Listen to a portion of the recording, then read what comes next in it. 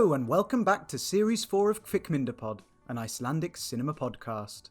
I'm Rob Watts, and on this podcast I discuss 21st century Icelandic film with my good friend Ellie Cawthorne. This week we head towards the Westfjords for a tale of a female farmer's attempts to take down a sinister farming cooperative.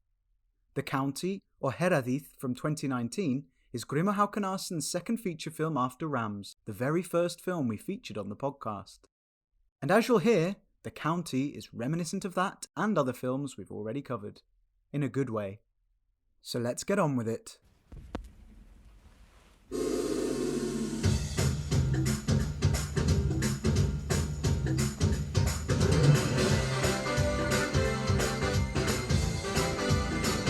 Hi Ellie. Hi Rob. How's it going? I'm good, thanks. Got a glass of sangria.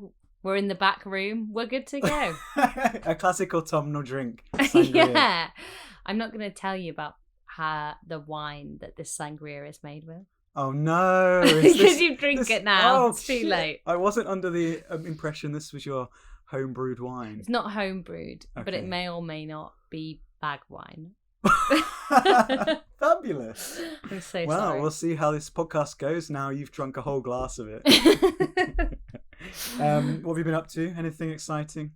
No, basically preparing for winter. Winter is coming, so I feel like it's a good time to sit down and watch an autumnal Icelandic film Yeah. about a hard scrabble existence through the winter, because I think it'll be something we can all relate to. Sure, this yeah, coming birthing times. calves and all that. Mhm. Yeah. Good. Well, I've recently finished Sisterhood, which is the Icelandic TV series that aired on Channel 4 as part of Walter Presents as their first Icelandic drama, or at least in a good long time. And it stars Ilmo Kristjánsdóttir, who's in Entrapped and Trapped with Olafur Darri. It's about these three friends who have grown up together. They were at school together, and they're now in their kind of 30s, 40s with families, and have all got their own issues. When a body is found in a quarry, it's been there for a long time, and these three friends may well know what this body is, who it belongs to, and what happened to her. And so it's kind of less about the investigation. The investigation is led by our lady from Woman at War. Oh, we love to Yeah. see it. And so you have a kind of investigation plot, but it doesn't really revolve around that. It's more about how these friends react to the news and, you know, kind of try and deal with it, because they obviously know something. We get glimpses at what it might be, but it's never 100% sort of told to us. We see flashbacks and it's all moody. And it's really interesting. It was not what I expected. I did kind of expect a procedural. Okay. But it's fascinating, and it builds and it builds, and it's really, really good. 6 episodes. Well, I'll check that out. I've got a very busy TV schedule planned for autumn. Have you but, now? I'm sure I can make space. I did, and I've got a list 7 pages long. But yeah, so I'd recommend that to anybody who is interested in Icelandic drama, familiar faces that we've seen, plenty of people pop up, and yeah, great. You can double bill that with Entrapped. And coming up soon, Alibi Channel have got another Icelandic TV series. Alibi. So it's The like crime series channel. Yeah, exactly. So it's found its home. I don't know much more about it. Baldvin Sæther is involved, which is always a good sign. So I will wait for that to air. It probably have aired by the time I actually get this edited and we put it out. But yeah, good time for Icelandic TV in the UK. We're moving into the Icelandic heyday, winter, Mm-hmm. cozy jumpers. All makes sense. Totally. Yeah. So why don't we talk about that film that you said is easing us into autumn? Yes. And this is The County Mhm. by Grimur Haukonarssson, who we haven't seen since episode 1. Oh, wow. Yeah, it's been ages. Yeah, Nearly that's 2 years. harking back. And, Grimmer has made a fairly grim film here. Oh, the puns are rolling. Oy. Why don't you tell us what it is then? Okay. So, we have our protagonist. Although, actually, it's not actually clear who's going to be the protagonist initially. Not to begin with. No, so we meet a couple. They're a farming couple. they've clearly got a pretty hard scrabble existence. They're talking about day-to-day nitty-gritty stuff, but we do sense that in that marriage there's a bit of love there. The little snugglers, they're cuddlers, and and we see them working on the farm, that kind of thing. The husband we see involved in some slightly shady dealings with the local co-op, which maybe we'll explain in a little bit, but made me think of the UK supermarket co-op, and it was all I could think of the whole way through this movie. It's slightly unhelpful. The farming cooperative. And so then he dies in a car crash. Yep. Leaving his wife, Inge, to essentially manage the farm, take on this huge behemoth that's basically draining them financially. And it transpires that he hasn't just died in the car crash. In fact, it was a suicide. Perhaps because of these financial issues, perhaps because he's been embroiled with some issues with the co-op. So Inge, left with this huge task, essentially uncovers all of this and decides to go to war, I think it's fair to say, with the co-op. Because she feels like they have exploited her husband, they've led to his death, and they're treating everyone like mugs, basically, all the farmers in the community. So she thinks, this system is corrupt, I'm going to fight it. Very good. We can end the podcast there, I reckon. Yeah, that's exactly it. Obviously, shades of so many films we've looked at already. Obviously, hugely. Håkan Larsson's Rams, Erlingsson's Woman at War.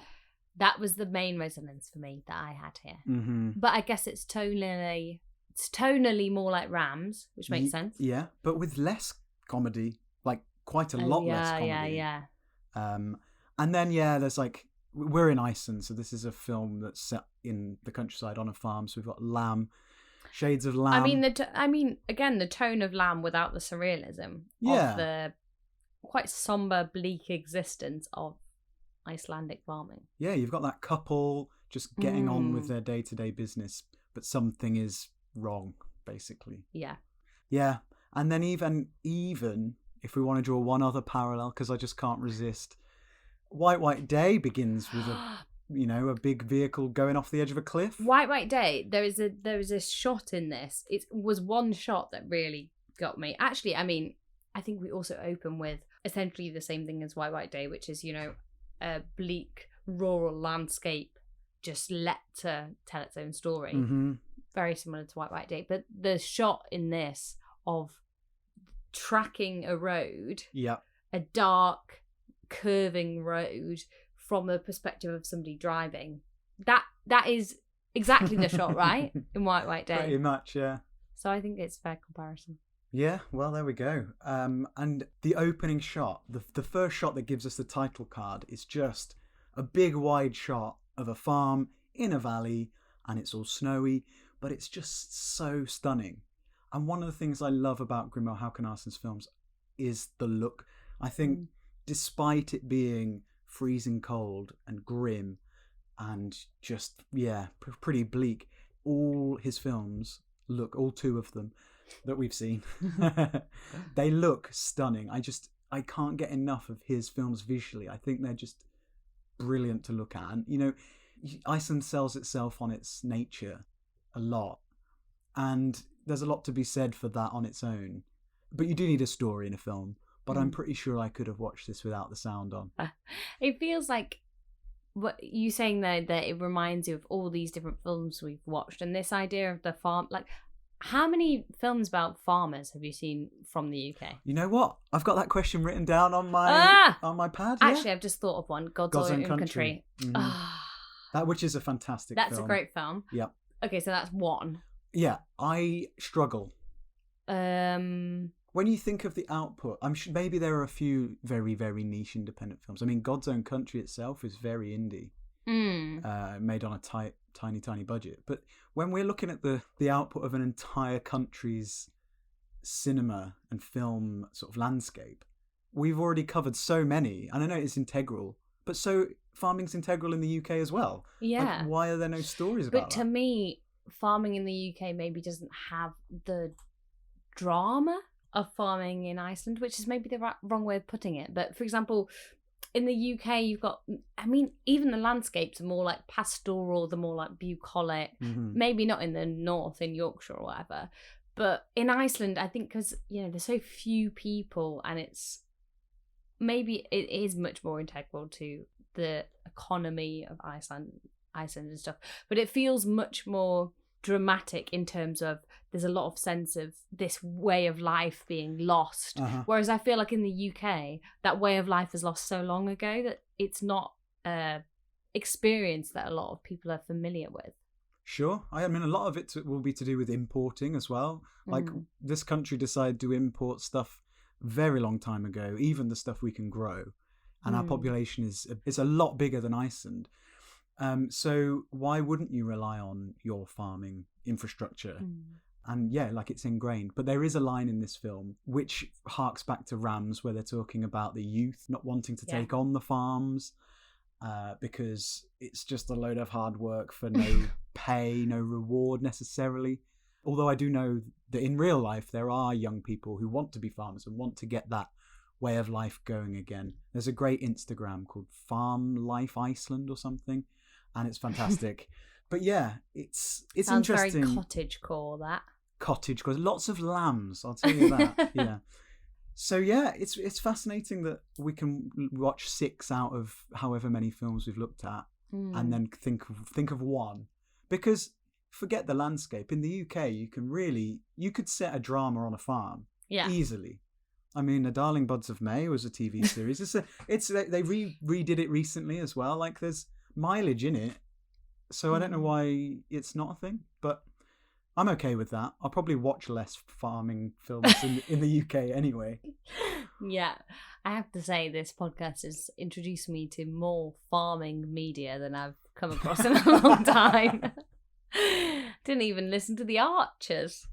Yeah, well, there we go. Big shout out to all our farmer listeners, all our farming workers in Iceland and anywhere. But yeah, it is not quite as funny as Rams. It's really a film with a sort of... It has a message, perhaps not as strong a message as Woman at War, but we've certainly got this female figure who has an idea of what she wants and how she's going to get it, or how she's going to hope to get it. So should we talk about Inger? Yeah.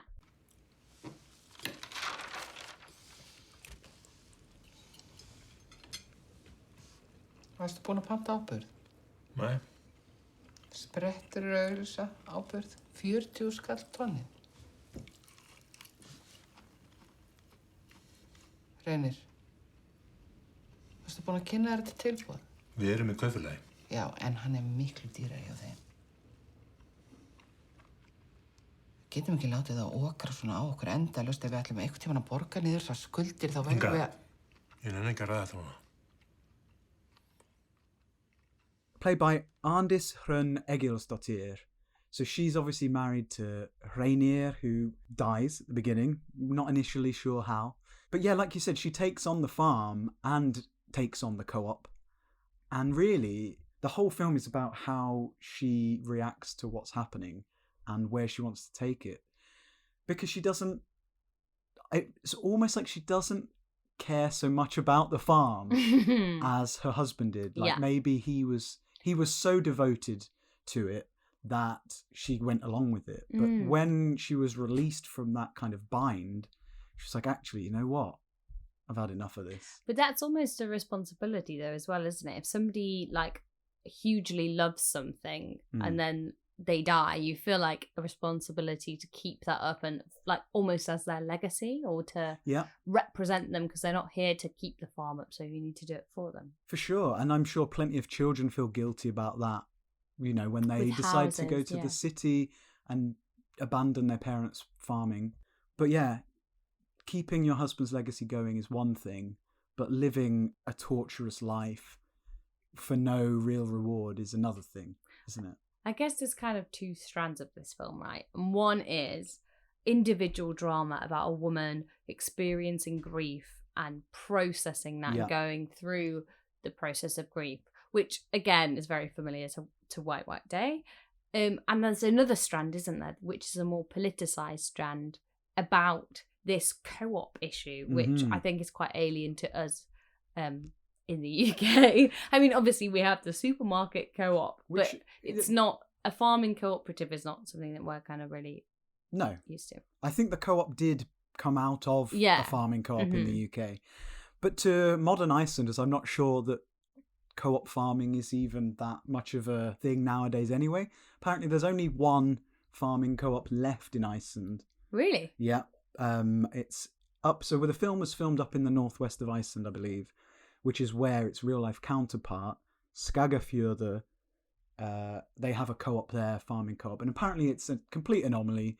There's no way that these kind of farming co-ops can exist for most of the reasons that Inga gives. You know, it's much better for farmers to sell their own product to whoever they want, to buy things on Amazon, just to make things cheaper. This is surprising to me though, because it's like, it feels like this film has a real beingness on it, as in like that it's about like, we need to deal with this issue of co-ops that are like destroying people's lives.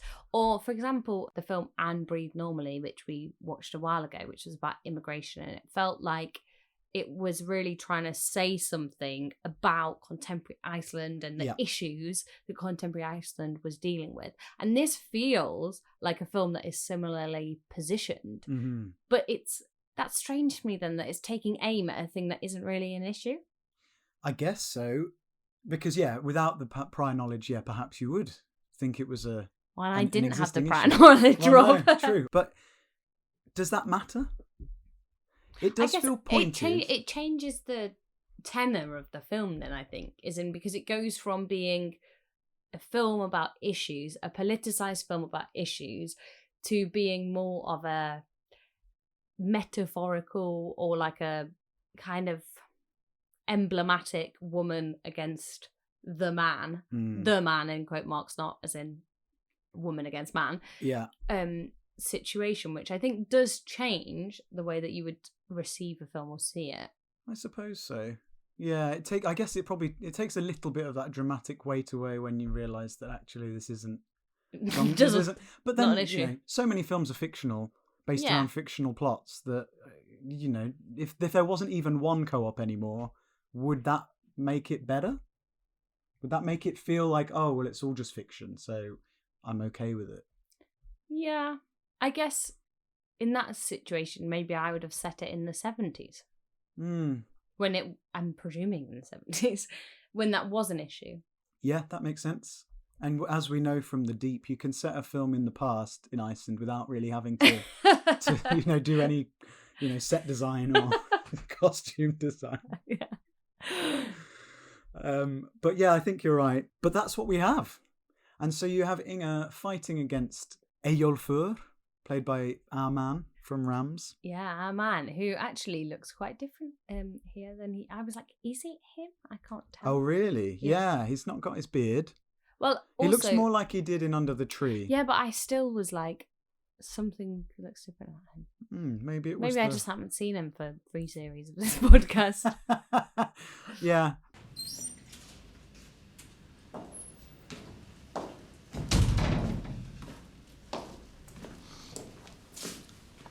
Samþykkist Inga mín. Takk, Eyjólfur. Hann var góður maður.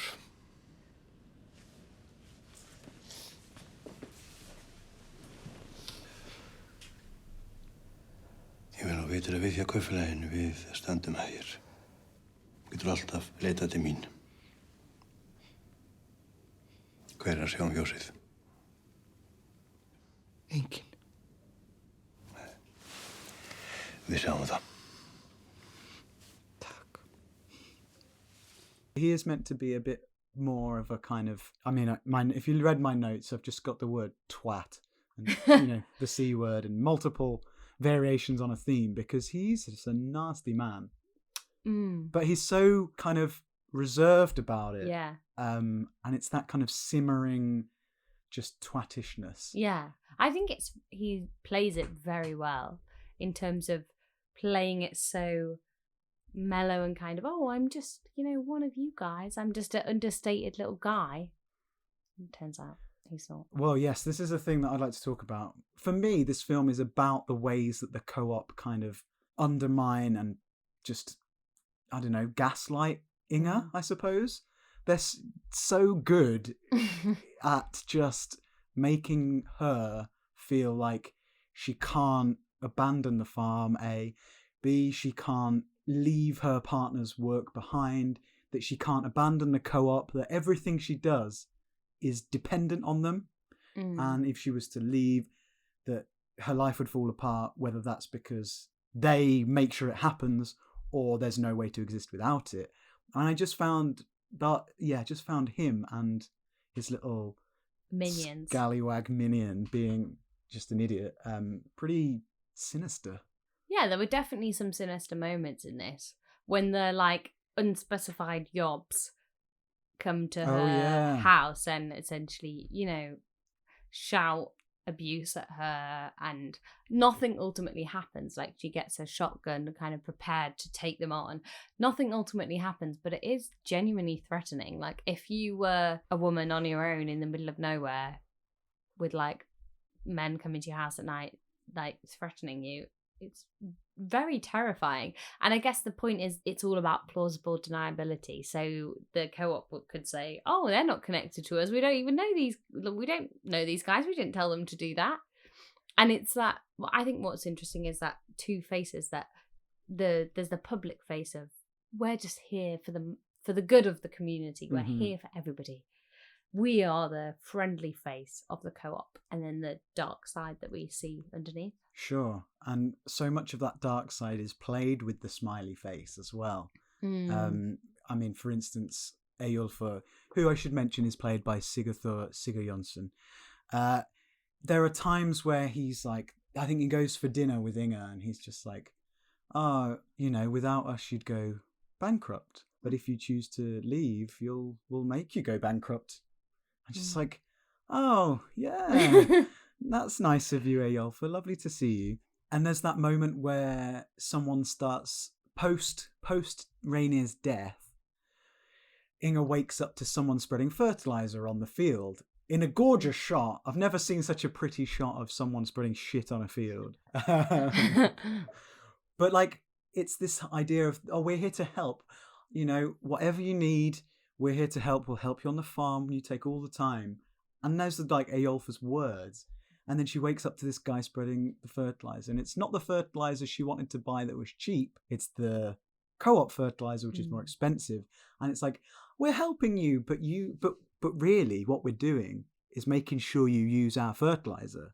That kind of thing. It's all just really like insidious and creepy. I knew you were going to use the word insidious. But don't you think there is something slightly... I think what's good is that they're kind of given their airtime to argue their side of things. And also, usually in these scenarios, so say, like, think of any kind of British drama, it's about like the community banding together. And the co-op's arguments are like, we're stronger for the community.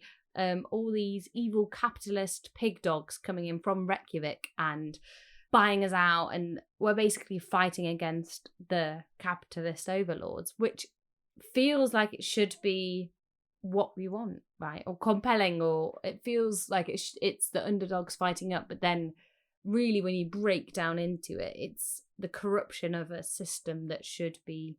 Yeah. It's like, you know... It's almost like Inga says all of this at the very end in her speech. You know. Classic communism, great idea. Work in progress, never quite... Well, no, it might work for a time, but then, you know, someone ultimately wants the power. And in this case, yeah, Eyjolfur takes the co-op in that direction. Even to the point that so Rainier dies, and there's no reason to close their co-op account. They know that Inga's on the farm and she's got to work, but they close it. And it's not explicitly said, but they must have closed it. As a threat. As a threat, yeah. So she has to come in and say, oh, I need you to open my account. I need you to help me out here. Because what else am I going to do? In that moment, it's like forcing her to rely on them. When, you know, ultimately, if she's given time, she might not need it, or she might be able to break away from it. But so soon after the funeral, to just be like, to make her do that is just asshole behaviour. I really hate Eyjolfur. Yeah, you really like... a lot more than me. I was like, oh, I guess he could see that initially this was a great endeavor and maybe he just lost his way a bit. But you're like really anti him. I mean, he's just sat there drinking his little cup of tea, sending his little lackey off in his Land Rover. But you know what? They could have hammed it up more. So like, he's working on his own farm with his horses or whatever. He's just wearing a jumper, isn't he? Like, he's not, you know, maybe, again, I know we've spoken a lot on this podcast about if this was a Hollywood film, then we might have seen him driving his BMW or, you know, like... Sure, or in his mansion. Yeah, in his mansion, telling his maid that it's not clean enough, that kind of thing. Whereas here, it's probably a more realistic portrayal. I think you're right. But more nuanced. It's more nuanced. And it's interesting that you talk about Hollywood because the one kind of thing that this film does is make the lackey seem sinister by giving him a totally blacked out Land Rover. And a suit. Which is so out-of-keeping. It's like nothing. This is the only thing that doesn't ring 100% true. It's like either dial down into that or rein it back, because he could just be another farmer who does the threats. Maybe he's a Jobsworth, though. He just likes to wear a suit to lord it over the farmers. He's not very scary, though, is he? No, he's not. I found this. So this is Hannes Ole Augustsson, who most people will know as being the Play Ya Ya Ding Dong man from Eurovision. But we have seen in Metalhead playing Knuter. But he's also in the most recent series of Entrapped, playing a character called Baby Lars.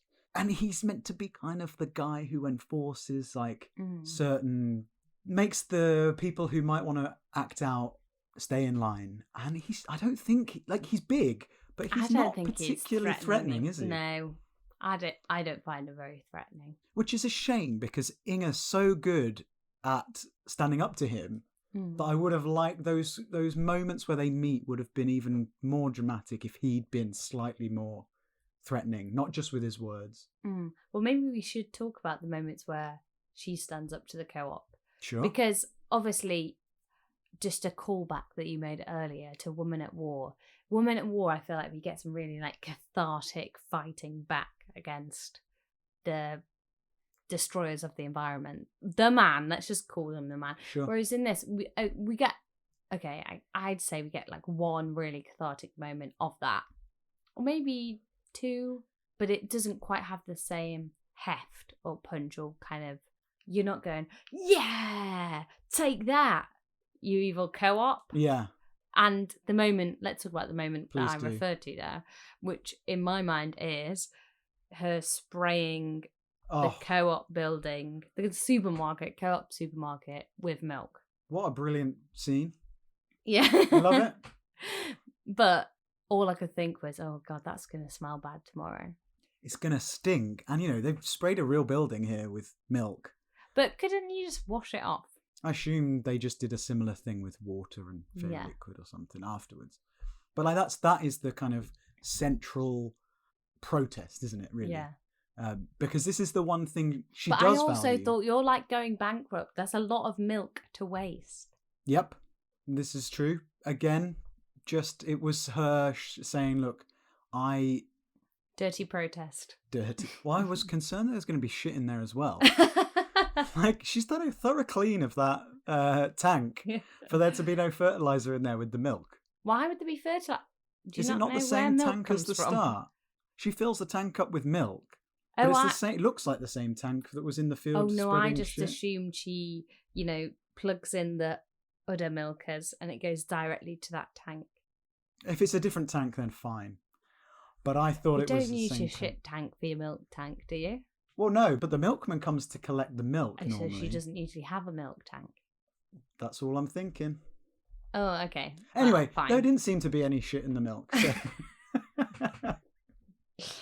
God. But yes, I think she's got to the point at this moment in the film where she's like, I want you to understand that I do care about breaking free of the co-op to the extent that I'm willing to risk wasting a lot of money here as a form of protest, as a visual form of protest. I'm not surprised she gets arrested, though she does seem to wonder why. Do you think if you just got say 4 litres of milk or 4 pints of milk, like just 2 big milk things, and you sprayed them all over somebody's house, you could get arrested. Probably not. It's not going to go very far, is it? No. I feel like property damage is a bit, come on, guys. It's only milk. Yeah. I guess only if it hits soft furnishings is it going to be damaged. Yeah, and it's just brick and, plastics and stuff. Like, whatever. It's milk. I don't think it's going to do too much damage. As a visual, it works perfectly. And I loved that shot where they're having their little meeting inside. And they turn around and it's like, what is that? Just staring out into the milk. The milk waterfall just across the window. I guess it does chime with like how things transpire later in the movie, that it's kind of a bit of a kamikaze move. So it's like cutting your nose off to spite your face. It's like, I'm going to lose loads of money by doing this, by throwing all my litres of milk away, but I don't care.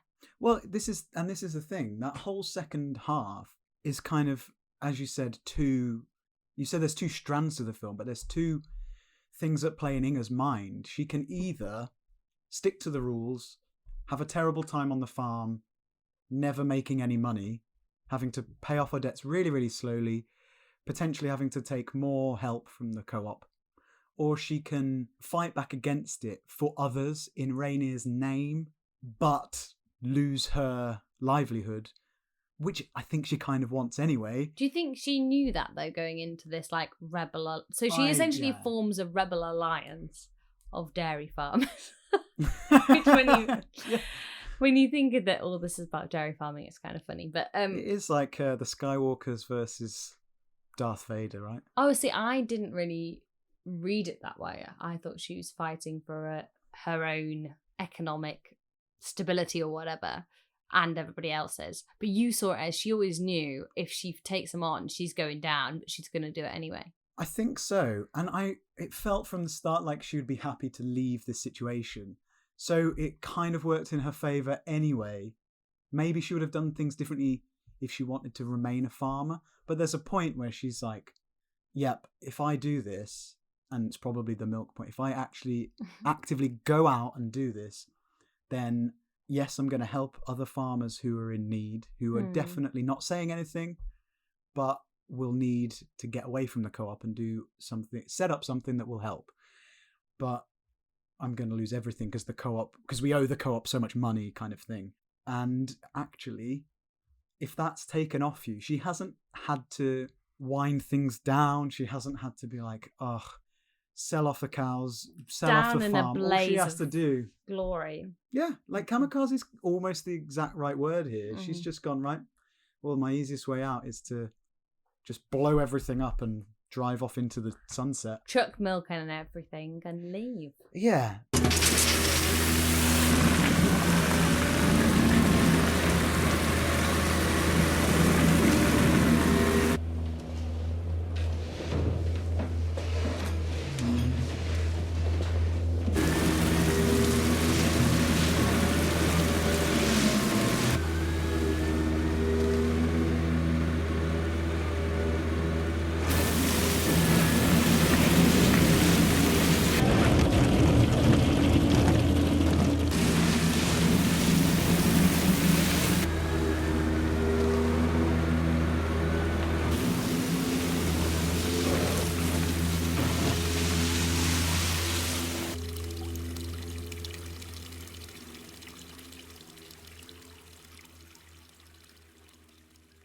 But also, let's not forget, she does actually help establish a dairy farmers co-op with the help of Frithgeir.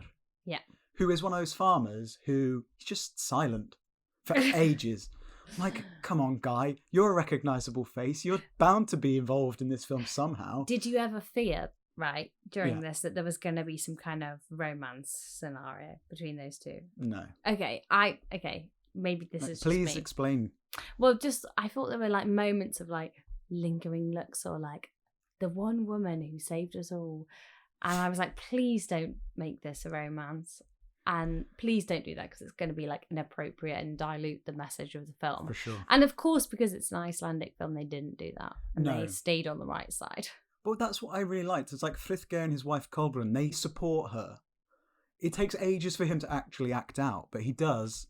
And then, in fact, it's him and the lads who watch the footy in the barn that come up with the idea of this dairy farmers co-op, and they need her because she's kind of the face of this protest, thanks to Facebook. I've never seen a film revolve so much around a Facebook post. I know, which I love. But apparently, Facebook is that big in Iceland. I think your point, though, about the lads is a good one, because I think we have to say there is a gender element here, right? Mm-hmm. That she is the wife that's inherited almost the farm from the man who was meant to run it. From his family as well. From his family. Most of the farmers here are men.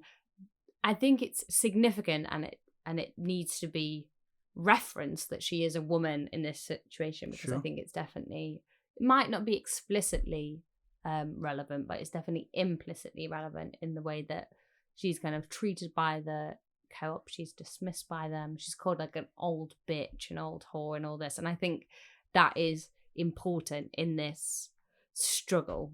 Yeah, and it's certainly important down to the plot point of having the account closed. It's like, oh no, sorry, we closed the account because it was in Rainier's name. And he's the man of the, not the man of the house, the man of the farm. Yeah, so I think you're 100% right there. But yeah, I suppose we should talk about that co-op idea then. So she's done her protest, and then finally Frithgeir decides to speak up. And this is where, for me, the film, I really like the whole process of them kind of canvassing and meeting all the other farmers, because it feels really naturalistic. They probably are real farmers, and it just felt like the film had slowed down a little bit. Let's just get to know these people who we're apparently supporting. But also, it kind of just happens. You know, you've got all this protest, you've got the drama, and then it's like, we've got this idea. Should we go for it? Okay, let's give it a go. Oh, it worked. Yeah. End. And I was like, I don't know what I wanted, but it felt like it all happened very easily.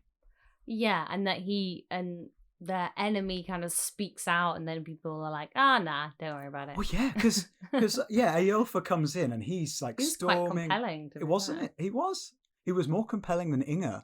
I thought Inger's speech was just nowhere near as rousing as I wanted it to be. But yeah, then Eyjolfur comes in, not allowed to speak, of course, Eyjolfur, but he does. I didn't understand, but fine. I think because he's in charge, he's not a member of whatever. I think because I've no idea, to be honest. I don't know why I'm trying to explain. I love how you're trying to find a reason, but you don't know. They say he's not a member, but if this is the co-op, how is? But it wasn't the co-op; it was the Farmers Association. Oh, there we are. Key. I don't know why he's not. I don't know why he's not in the. Maybe he's not a farmer then. Maybe he's just.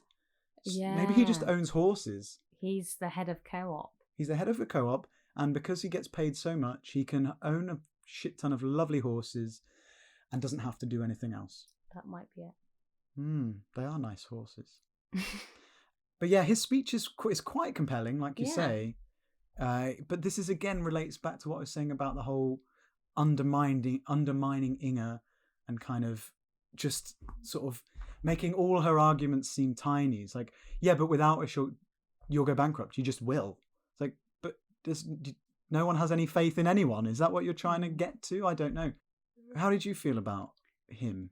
I thought I respected the fact that he wasn't just given some kind of absolute baddies. You know, when baddies do a speech and they're like, oh yes, but actually, and they say like, you know, all the weak must die for the strong to live, and you're like, oh well, obviously that's bad, and we disagree with the baddies. Yeah. But here, I feel like they allowed him to have a bit of a compelling argument, that you did have to have a bit of background knowledge from watching the film that they'd been exploitative and corrupt in order to think, oh no, that actually is not the reality. Yes, we're in a better position than the other farmers, especially those old dairy farmers who have no idea Wheel what's out going the on. old farmers. It's a good move. It's a very clever move. But it seems like they care more than he thought about the current crop of dairy farmers, because she classic when you don't want progressive voting, wheel out all the old. Yeah, which we're seeing quite a lot of in this country, aren't we, I suppose? No comment.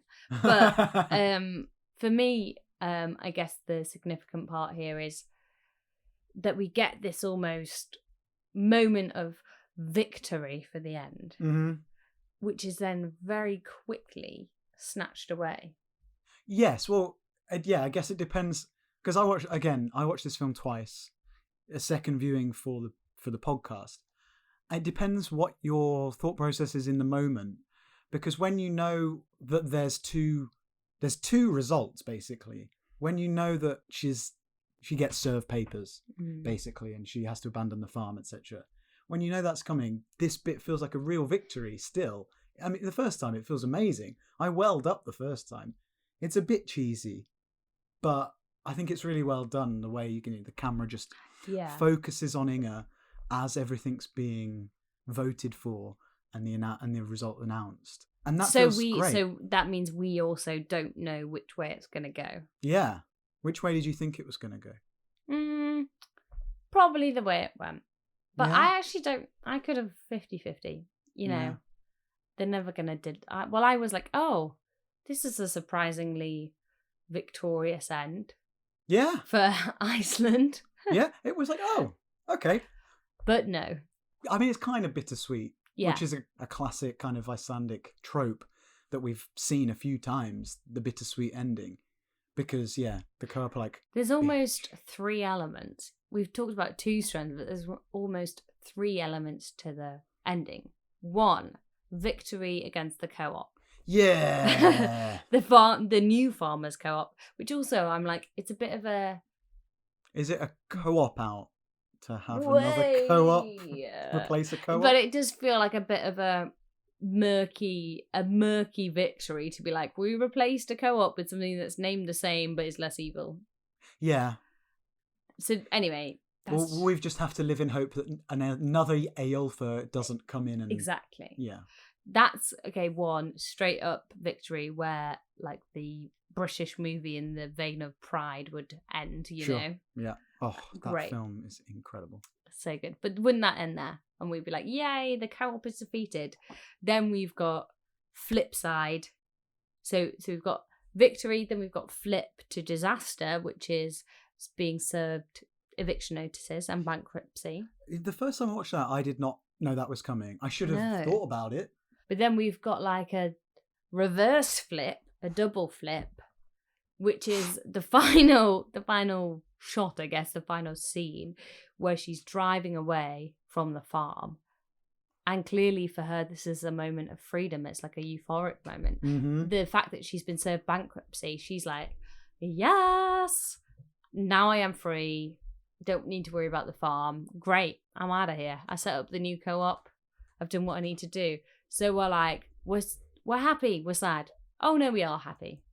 As you say, a lasagna of bittersweetness. Because we don't know what she's going to do next, but we do know she gets to go and see her kids who've gone off to Reykjavik. Niche actor reference time, everybody.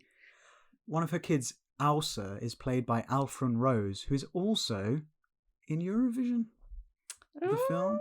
Yeah, she plays one of the panel who decide whether or not Fire Saga get to...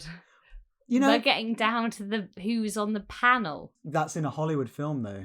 Okay, fine. You know. But yes, another familiar face. Anyway, but that shot, it is so. I almost was. It was almost unexpected that they then went happy again at the end. Yeah, because most of these films just sort of end on a dour note. I mean, maybe Håkan Arsen decided, Rams ended pretty downbeat. So maybe we should have a bit more positivity. We've had a freezing to death. Let's give the people a bit of joy. Yeah, a bit of sun. And what I loved, that song she's listening to in the car is by a band called Stjörnin, which, I mean, it just sounds super upbeat and fun.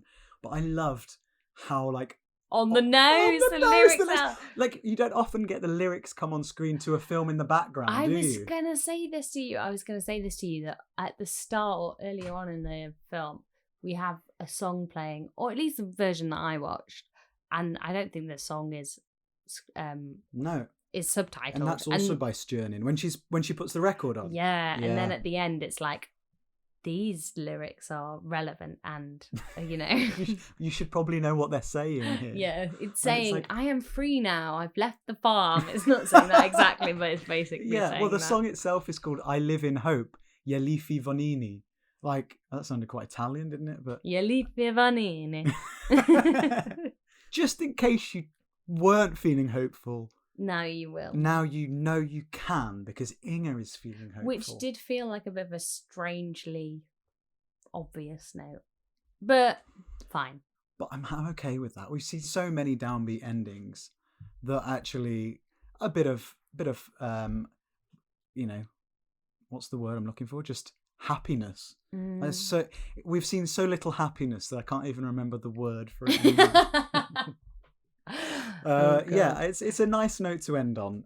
I thought that shot was kind of weirdly edited. They stop singing and then it's all a bit odd. It was weirdly edited. I thought that too, and I don't even know anything about editing.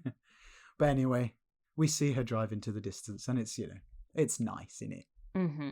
So yeah, I mean that's the county. Should say it was from 2019. Yeah. So fairly recent. Well, Inga's farm would have collapsed under COVID anyway, so glad that she just got got declared bankrupt and got out of there. Yeah, would the co-op have been going after 2019? That's such a good point. Yeah. Maybe I wonder whether Grimo Haukenarsson could speak to that. Like, would he have made this film post-COVID? Don't know. Because probably like you be say, very different. Yeah, it already for you felt like, oh, it's not a thing. But like, yeah, Inga wouldn't even have had the farm by that point. She got out at the exact right moment. Good on you, Inga.